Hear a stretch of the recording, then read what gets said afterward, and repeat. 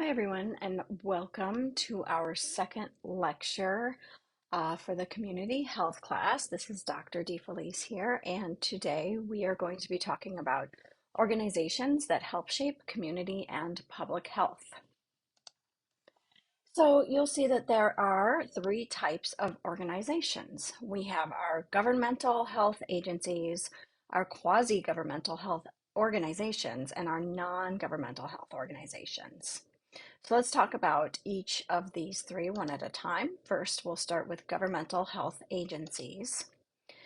So these can be international health agencies, national health agencies, state health agencies, and local health departments. And these all fall under the purview of some government somewhere. When we talk about international health agencies, the biggest one, the one that's most widely known, is the World Health Organization. So, the World Health Organization is the authority for health within the United Nations system. And part of their mission is the attainment by all peoples of the highest possible level of health. And they do this by providing technical assistance to countries in need. They set international health standards. They provide guidance on important health issues. They also coordinate and support international responses to health emergencies. And they do promote and advocate for better global health, which is something that we will be talking about later on in this course. Next, we have our national health agencies. And so in the US, our primary agency is the Department of Health and Human Services, and you'll often see this abbreviated as just HHS. There are other agencies that help protect the health of Americans, and those are the US Department of Agriculture, the Environmental Protection Agency, the Occupational Health and Safety Administration, and the Department of Homeland Security. So we're talking about the primary agency, the primary health agency in the United States, and that would be the Department of Health and Human Services. And there are many sub-agencies that exist under the umbrella of HHS. These are just some of them. We have the CDC, which is the Centers for Disease Control and Prevention, FDA, the Food and Drug Administration. We have some other stuff, the Substance Abuse and Mental Health Services, National Institutes of Health, which is the main research arm of HHS, and many others that are not listed here. So then we can also see that under governmental health agencies, we have state health agencies. And these, of course, promote, protect, and maintain the health and welfare of their citizens. Many state health agencies are establishing health regulations, and these are promulgated as law in that state. State health agencies can serve as a connection to the national health agencies, whereby they can get federal funding for local health efforts. So the federal funds from the national health agencies come into the state agencies, and then they dole them out to local departments that may have required federal assistance. Also, they provide a conduit through which local health problems can reach federal expertise and or funding. We already mentioned funding above.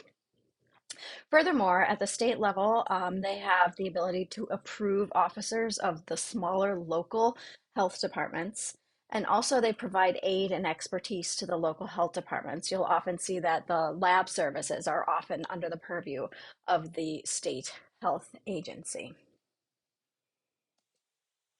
When we come to this level, we're looking at our core functions of public health. And we have three core functions, and that is assessment. You see this right here, policy development, and assurance. So within those three core functions, we also have 10 essential public health services. So we monitor health, diagnose and investigate, inform, educate, and empower, mobilize community partnerships, develop policies, enforce laws. Those are some of those regulations promulgated by the state. We can link to or provide care, assure a competent workforce, and then we evaluate. And this is a process that is iterative. We repeat it. And when we evaluate, we see what's going well, what's going not so well, and then we try to fix it and we move on and we go through this cycle over and over and over again. Then we move down to the local health departments. These are usually your county health departments. And these health departments provide health services to the community, and many of those services are mandated by state law. Some of the ones that are mandated are the inspection of restaurants, public buildings, and public transportation systems. Also, I've seen people be surprised that the local health department inspects tattoo parlors for, maintaining the highest standards of health regulations. I don't find that surprising at all. It's very good that that's happening. Also, we find detection and reporting of certain diseases fall under the purview of the local health departments. And then the local health department can go ahead and contact the state health department if, it's a state reportable disease or outbreak or something. And then if it's a national reportable disease, then the state health department would report it federally, probably to the Centers for Disease Control. Um, Also, in the local health departments, they collect vital statistics, and these would be just births and deaths. We also have some environmental health programs that go through the local health department. They also offer some clinical services.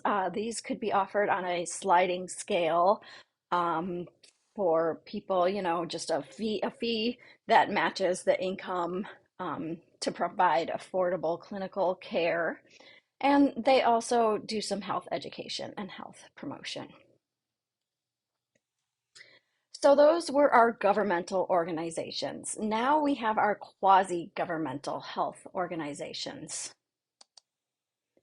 And these organizations have some responsibilities that are assigned by the government, but they operate independent of government oversight.